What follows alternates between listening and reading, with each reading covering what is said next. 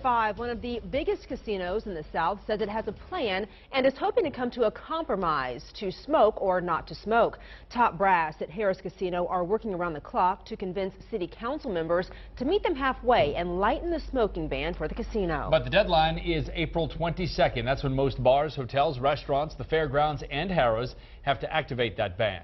Right now, we are 33 days, 6 hours, and 59 minutes until that indoor smoking is a thing of the past. WDSU anchor Camille Whitworth is here in studio with the latest push for Harrah's and what city leaders say about it. And time is ticking, as you see right there. Harrah's is pushing hard to fight against the smoking ban. They have several key points, among them a big loss in revenue for them, public safety, and some school programs. Harrah's has proposed a balanced approach, a balanced solution to the smoking ordinance. Spokesperson for Harrah's New Orleans, attorney Jade Russell, breaks down the plan. Harrah's wants the city council to consider allowing the gaming facility to have a separate closed-off area for indoor smoking inside the casino. In essence, a separate gaming area isolated away just for smokers. They want leasing agreements considered because payments could drop to the city by as much as $13 million a year. And they say there needs to be a good hard look at money the casino gives back to the city and the state. The city, we believe, will have an impact of approximately $500,000 in sales tax revenues. If Harrah's is held to the smoking ban, Russell says the money paid to the city will go down. Also, the loss of state tax revenues will hurt their business, which in turn could hurt programs that benefit the public and students.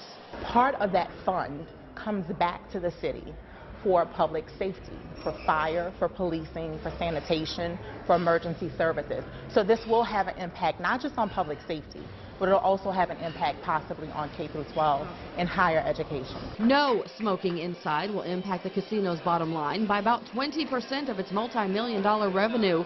So how do you meet the public health goals and continue to make money the city uses for essential services?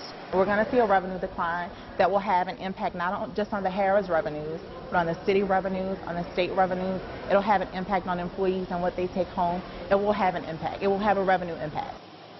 And here's another concern for Harrah's, getting the building compliant by April 22nd. It's just a mere couple of weeks away. For instance, they say they have to change out the carpets, steam the curtains, et cetera, to get ready. The ordinance, as you well know, was led by Councilwoman Latoya Cantrell, who sent me this statement. It reads in part, this pushback from Harrah's has been anticipated since the ordinance was introduced. The hardworking people who provide services in our bars and casinos are the backbone of our city's tourism industry, and their lives matter. She goes on to say we should continue to do all that we can to ensure safe, smoke-free working environments. Scott. Camille, thanks. Even with that, Harrah's leaders are still meeting with city leaders, hoping to find a happy medium. Take a look at your screen now. As of January 1st, 28 states across the U.S. have smoking bans in casinos and bars, including Puerto Rico.